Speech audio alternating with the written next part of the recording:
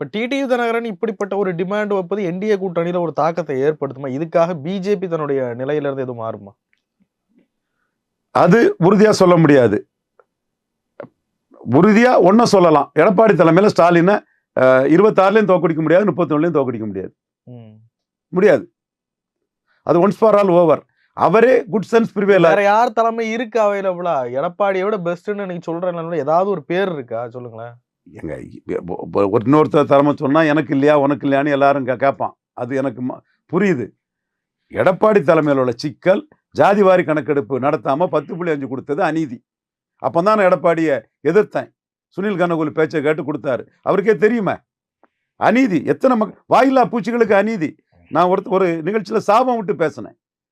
கொஞ்சம் கூட வண்ணார் நாவிதர் குயவர் போன்ற மக்களுக்கு இங்க பிரதிநிதித்துவம் வேணுங்கிற பற்றி கொஞ்சம் கூட அக்கறை இல்லாம அரசியல் பண்ணுவீங்களா? ஸ்டாலினும் தான் எடுத்துக்கிட்டு இருக்காரு. எடப்பாடி பழனிசாமி கொடுத்துட்டு விட்டுட்டாரு.